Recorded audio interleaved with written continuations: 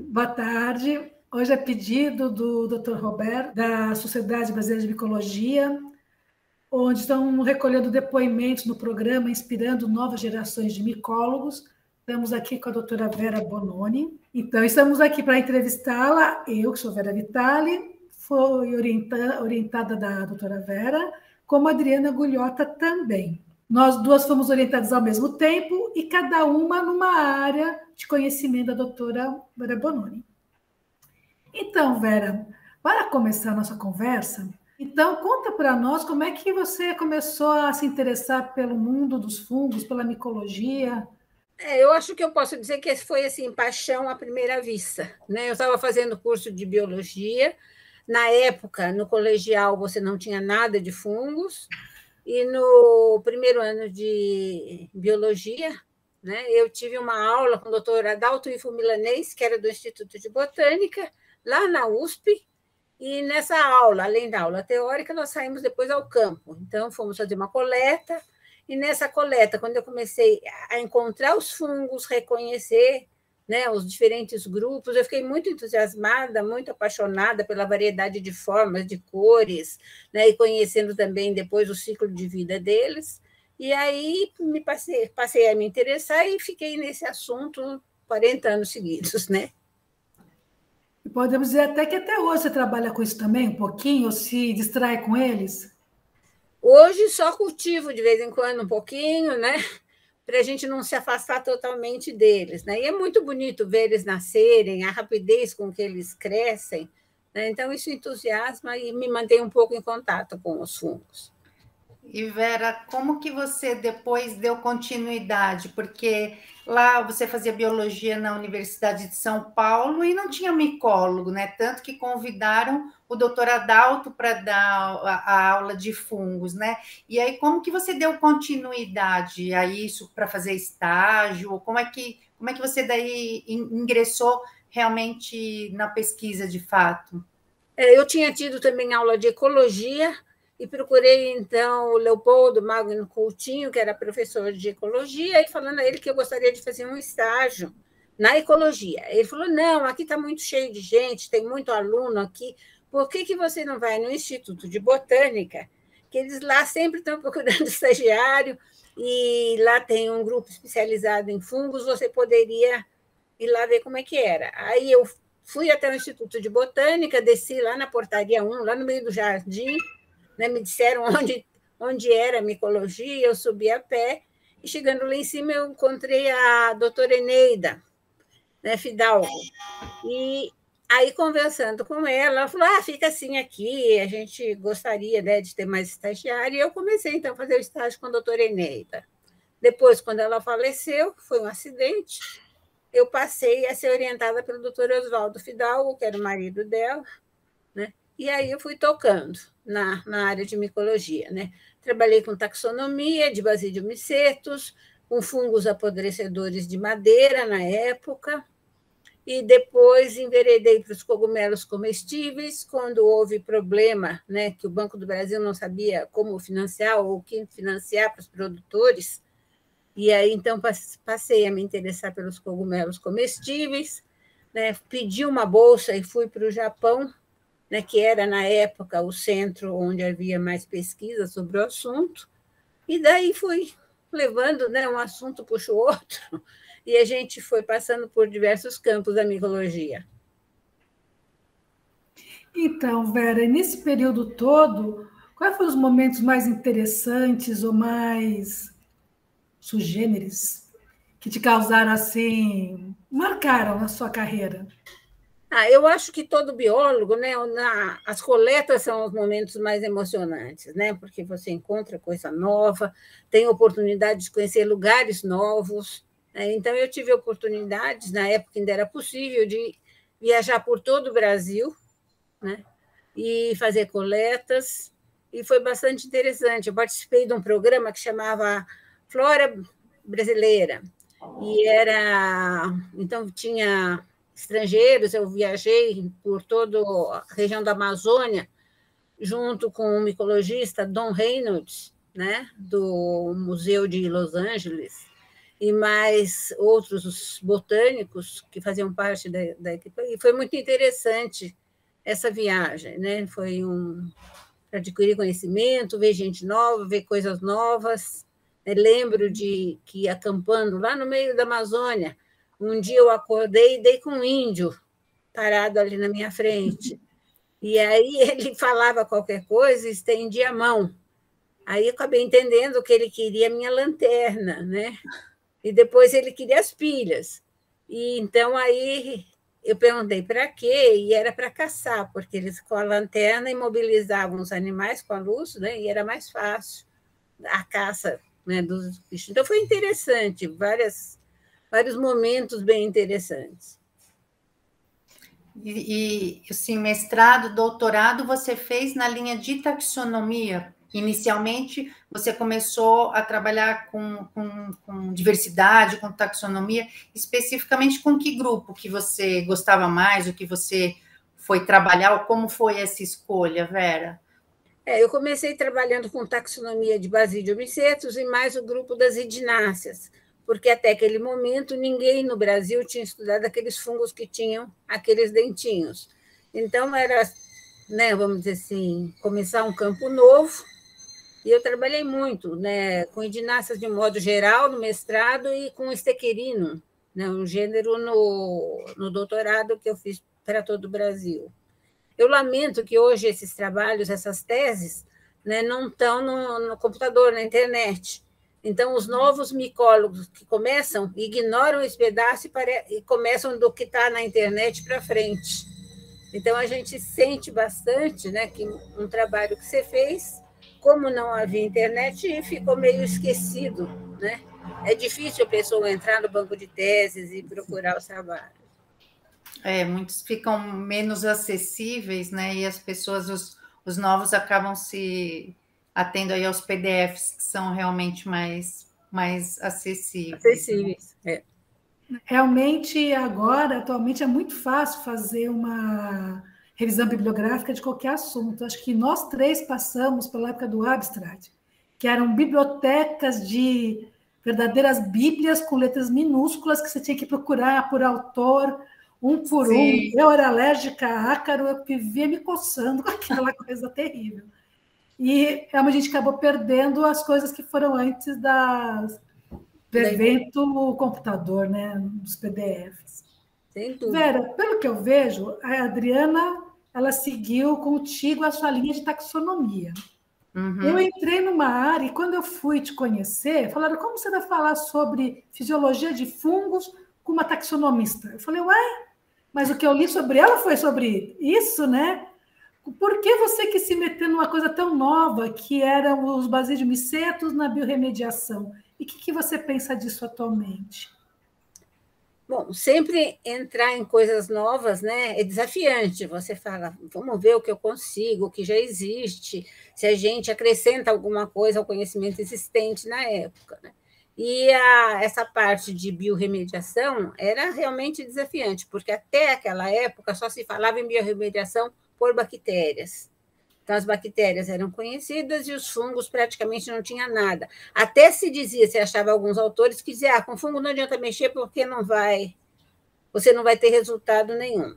Né? E a gente, então, começou, vocês juntos, né, a mexer com esse assunto e viu que, pelo menos a nível de laboratório, você tem bons resultados. Né? Então, a gente viu que os fungos, os basidiomicetos, principalmente, eram capazes de degradar pentaclorofenol, hexaclorobenzeno, que até hoje são problemas assim praticamente insolúveis, né? Nas cidades. Né? E, naquela época, a gente fez os testes laboratórios e teve bons resultados. Quando a gente partiu para fazer em maior escala, em trabalhar em condições fora do laboratório, a gente viu que a dificuldade era maior e temos ainda grupos aí tentando, né, elaborar melhor esse assunto e conseguir melhores resultados. Mas foi desafiante, vamos lá, né? Vamos ver o que acontece.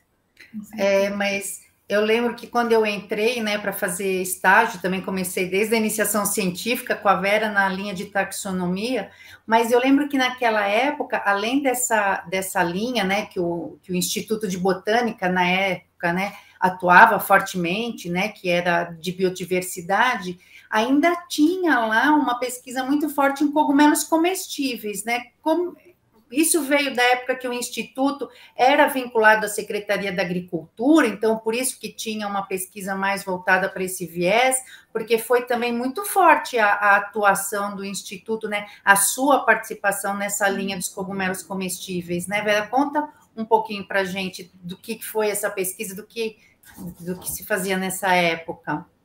Nessa época, você tinha alguns produtores de cogumelo, uma colônia oriental grande produzindo cogumelos, com grandes dificuldades, porque, na verdade, eles traziam e copiavam, né, técnicas usadas em outros lugares do mundo. Então, vinha da Ásia, vinha da França, né, e tentava se repetir aqui a mesma coisa. Havia também um monopólio na produção do micélio para dar origem à produção. Então, quem não fazia parte daquele grupo não conseguia, né, o micélio para começar para testar a cultura. Então, a gente começou, né, eu falei que eu fiz o estágio no Japão, né, e vindo de lá, a gente começou a fazer uma série de cursos. Acho que teve um ano que eu cheguei a dar mais de 100 cursos num ano. Havia uma procura imensa. Eu lembro, chegavam muitas cartas também na época. A gente não conseguia nem responder todas as cartas, porque chegava de baciada, né? E a gente, então, dava atenção a todos, montamos os cursos, demos início a essa produção do micélio aqui no Brasil, tiramos, né, o monopólio que estava na mão de um só, e partimos, então, a testar. Fizemos um centro de cogumelo comestível em Mogi das Cruzes, que era o local onde a produção era maior. Então, montamos lá digamos assim, um piloto, em que a pessoa podia ir conhecer, aprender as várias etapas, as várias coisas, e foi muito interessante também. Participamos de vários congressos do assunto, montamos alguns congressos, né, organizamos alguns congressos e reunimos os produtores. Hoje existe uma associação de cogumelos comestíveis, mas na época nós montamos a primeira, né? Então, tentou montar a primeira coisa, e daí a coisa evoluiu e hoje está mais bem organizado. Sim, e hoje até o produto é bem mais valorizado até do que naquela época, né? E a gente já tem até mais diversidade de espécies, ainda que poucas, bem mais. Mas tem bastante, sim. Se chega talvez a umas 10 espécies comestíveis que naquela época. E Vera, falando assim em pessoas, você até citou alguns alunos. Na verdade, você foi, acho que, uma das primeiras, pelo menos aqui em São Paulo, né? Tinha também, claro, o doutor Adalto, que era credenciado em pós-graduação, mas o que eu me lembro aqui em São Paulo, acho que fora ele, depois atuando assim na orientação, praticamente só você. Naquela época, o Instituto de Botânica nem tinha pós-graduação, né? Você orientava, acho que fora, e orientou em várias linhas de pesquisa. Como que foi? Como que você se engajou aí nessa parte de docência, que não tinha na época, né, no Instituto de Botânica? Não havia nada. Até para quando eu fui fazer o doutorado, né, eu fiz metade em Piracicaba, na Exalc, e metade aqui na USP, porque não havia nenhum curso que cobria nessa área de micologia. Aí, quando eu me formei, como é que é? Em casa de cego, quem tem um olho é rei? Então, mais ou menos assim, quer dizer, como não havia, né, especialistas, a gente era bastante procurado, né, e formamos, então, grupos de estudantes. Eu estava olhando, acho que a USP, que fez um volume, que ela fala todo mundo que orientou, o número deu mais de 100 pessoas. Né? Nossa! E a gente acabou se envolvendo nesse serviço, digamos assim, de orientação, né, de acompanhar, orientar. Muitas vezes, pouca orientação e mais acompanhamento. Né? Muitas pessoas têm iniciativa, né, são pesquisadores quase inatos e vão para frente quase sozinhos. É difícil, né?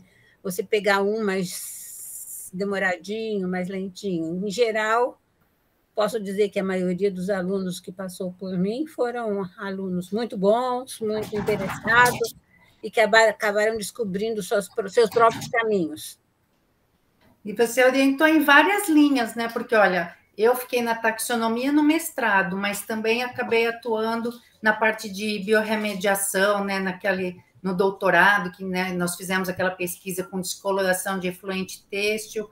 A Vera também fez mais nessa parte de biorremediação, mas eu sei que você trabalhou também, além dos cogumelos comestíveis, com micorriza e com várias outras linhas, né? A micorriza, como que apareceu aí a micorriza, na verdade, veio a doutora Bárbara Mossi, da Inglaterra, dar um curso no agronômico sobre micorrizas. E, na época, como eu trabalhava com basidiomycetos, e tem muitos basidiomycetos que são ectomicorrizas, eu falei, acho que está na minha área de trabalho, né? E acabei, então, participando do curso, e nesse curso era mais as micorrizas, as endomicorrizas, não ectomicorrizas, embora eu tivesse alguma visão, né? Passou pelas coisas. E aí eu também achei maravilhoso as micorrizas, né? E você encontrar no solo aqueles esporos, eles são de cores muito vibrantes, aqueles amarelinhos, a Gigaspora margarita, por exemplo. Né? E são esporos enormes, nós que trabalhamos com basidiomycetos, que tem aqueles esporos pequenininhos, ficamos maravilhadas, pelo menos eu fico com aqueles esporos gigantes. Sim, eu lembro que nos primeiros tempos, né, a gente ficava horas, às vezes 8 horas por dia, olhando esporo no solo e contando e medindo. Quando ia dormir, até sonhava com aquelas bolinhas assim, coloridas dançando no microscópio. Foi também bastante interessante as micorrizas. No fim, eu acabei envolvendo, né, outras pessoas do botânico nas micorrizas, principalmente a Sandra Truffen, né, que ficou até mais tempo que eu nas micorrizas, mas foi bastante interessante. Podemos dizer que você passou por vários grupos de fungos, né? E eu acho que cabe também lembrar o seu papel como gestora, né, Vera? Bem ou mal, você foi 2 vezes diretora do Instituto de Botânica, trabalhou na SIMP, e além da pesquisa, você também soube dar suporte para a gente várias vezes, com entrada de financiamento para comprar equipamentos. Em 2008, trabalhando junto com você, a gente comprou muitos equipamentos, que deu uma alavancada boa no Instituto e no nível das nossas pesquisas, né? O que você lembra disso que você poderia contar de interessante para nós, essa experiência? Eu acredito, por exemplo, quando a gente está envolvida com os fungos, o trabalho de campo, você acha aborrecido, né? Você tratar de projeto, tudo. Mas como os recursos vão ficando cada vez mais limitados, chega uma hora que você tem que arrumar dinheiro para trabalhar, né? E nessa arrumar dinheiro, o único jeito é aprender a fazer projeto e vender projeto.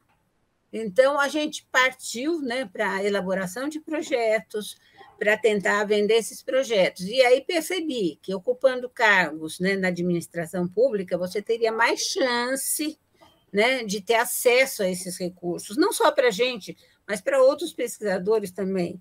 Então, era uma oportunidade de, né, vamos dizer, levantar recursos para fazer pesquisa.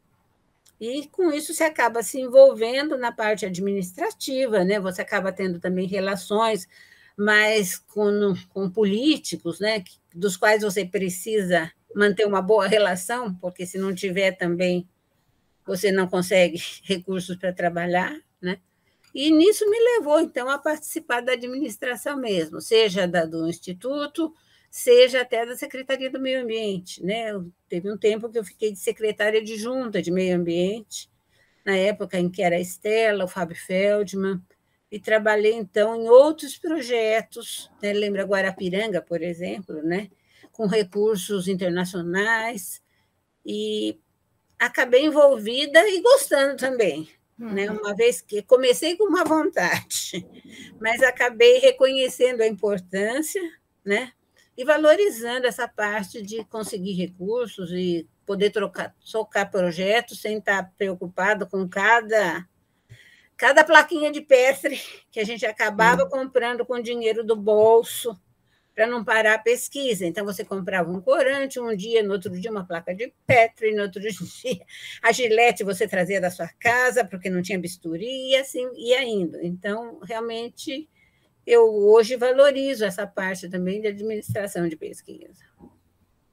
Vera, mas eu acho que, assim, indo por outro lado, eu acho que não foi só por aí. Eu vejo que a sua atuação foi importante, porque hoje a gente vê muito isso, que as parcerias são importantes, tanto com pesquisadores do Brasil como estrangeiros, né? E eu me lembro que, assim, olhando ali a sua trajetória, você sempre teve muita atuação e muita colaboração, trouxe pesquisadores, então, mesmo quando a gente ali estava começando com a taxonomia, você trouxe o Pegler, né, o Rivarden, o Rijorsten e outros pesquisadores estrangeiros, e sempre teve também essa preocupação nesse intercâmbio e numa coisa de trabalhar em equipe, em agregar, né? Eu acho que você também sempre foi muito ativa nessa busca, né, de parcerias e de administrar a equipe de pesquisa, né?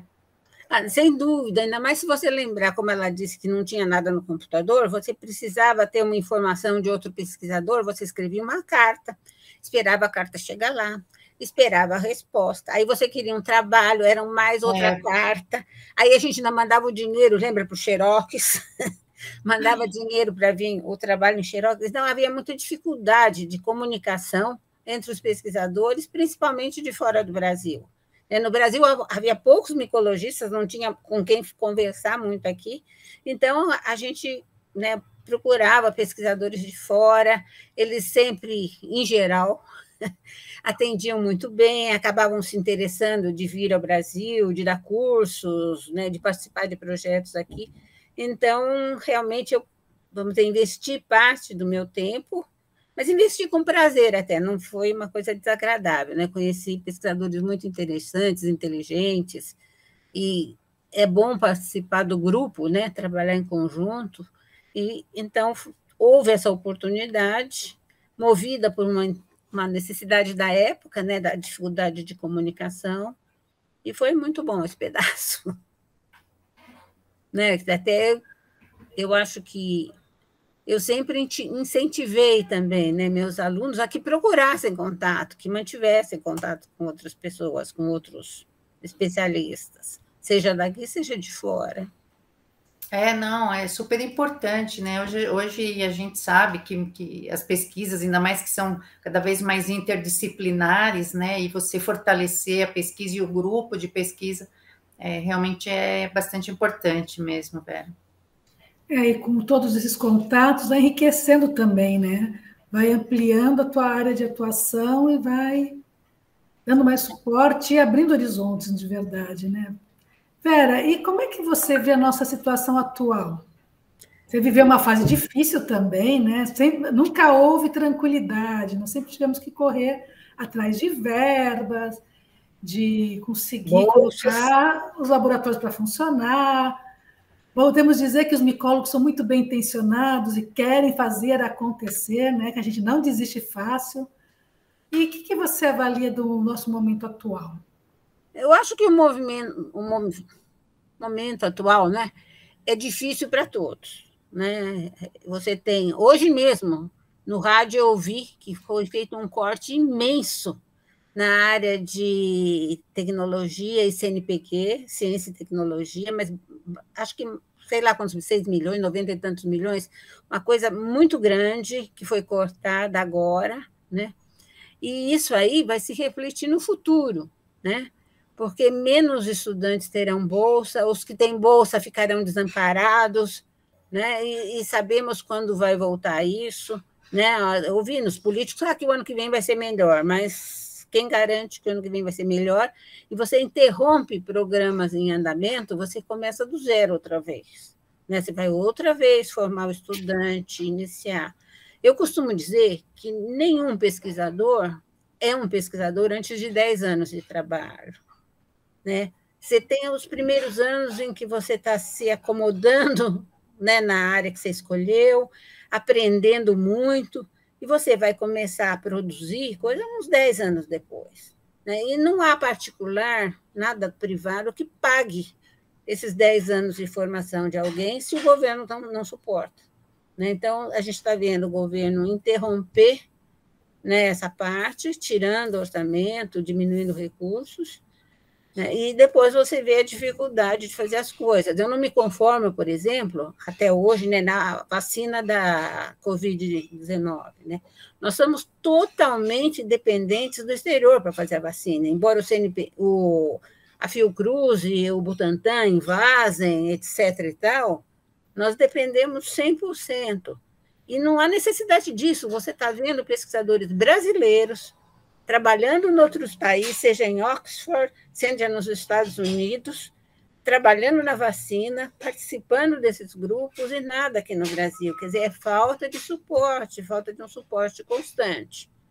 Né? Do mesmo jeito que a gente teve um vírus, a gente pode ter um problema com fungos, com bactérias e outras coisas.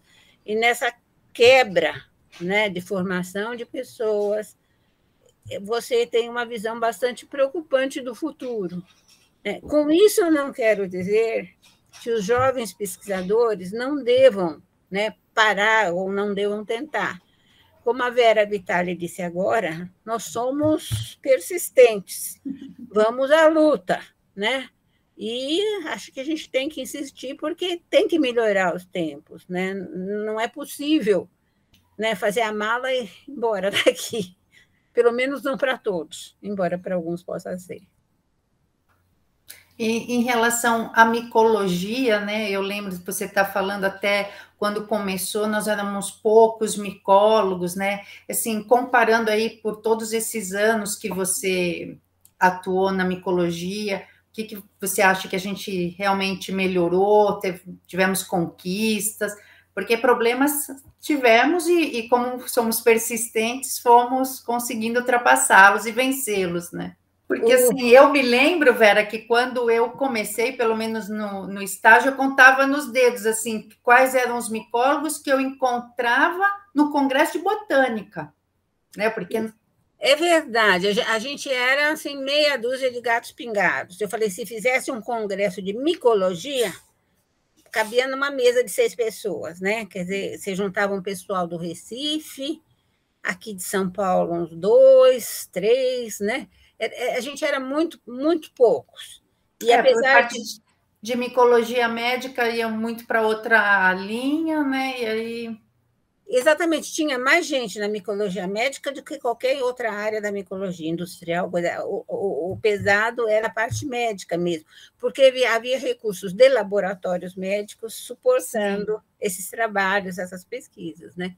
E o que a gente pode dizer é que, apesar de todas as dificuldades, hoje, né, nós temos congressos de micologia que reúnem aí quase 1.000 pessoas, não sei dizer o número exato, né, mas se reúne um grande número de pessoas. Temos micólogos em diversas áreas, trabalhando com diversos grupos. Então, apesar das restrições, das dificuldades, de poucos orientadores no Brasil, né, hoje você tem um grupo grande, atuante, né, ativo na micologia, o que é importante. Partindo que não tinha nada e hoje já existe isso, foi uma evolução. A gente pode observar que houve uma evolução. É interessante, Vera, que eu acho que os novos micólogos, os novos alunos que estão se formando na graduação, quando vem pedir estágio ou um mestrado, né, eles já têm a consciência de que agora esse é um caminho difícil, né? Esses dias me perguntou, falou, você acha que vale a pena continuar ou não? Falei, às vezes isso funciona quase como um sacerdócio.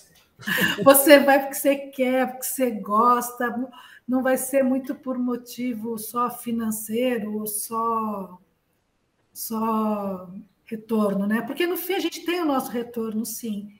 Então eu vejo que, apesar de tudo, ainda temos não temos alunos nos procurando, interessados em continuar, né? Então, Vera, nessa situação atual, onde os alunos estão assim já preocupados com o que vão fazer, como que será, qual é a mensagem que você já viveu tanto pode deixar para eles? Eu acho que eu tenho só 2. Uma delas, que a taxonomia é fundamental, não dá para você fazer trabalhos, desenvolver pesquisa, se você não sabe com o que você está trabalhando. Então, taxonomia é fundamental. E a segunda coisa é que vamos persistir sempre, né? Nem que seja para ir andando de passos pequenos, mas a gente deve persistir, que no fim vai ter resultados bons. Tá certo. Desistir jamais, né? Isso com certeza. Olha, foi um prazer, Vera, estar aqui nessa entrevista, porque, como disse a Vera Vitale, né, nós nos conhecemos já há um bom tempo e acho que depois de tantos anos já passamos pela fase de orientadora e aluna, já somos mais do que colegas, ficou uma grande amizade e eu tenho para mim sempre você como um grande exemplo, não só nessa parte de pesquisa, né, mas principalmente da sua, né, dos seus valores, que eu acho que são muito importantes. Então, assim, eu sou muito grata por ter tido você como orientadora e tê-la até hoje como amiga, viu, Vera? Então, queria realmente agradecer, que para mim foi muito importante para a minha carreira tê-la como orientadora e tutora durante todos esses anos. Eu só posso agradecer e dizer que é um prazer ter boas amigas. Obrigada, então, viu, Vera, Obrigada, pela participação, pelas suas contribuições.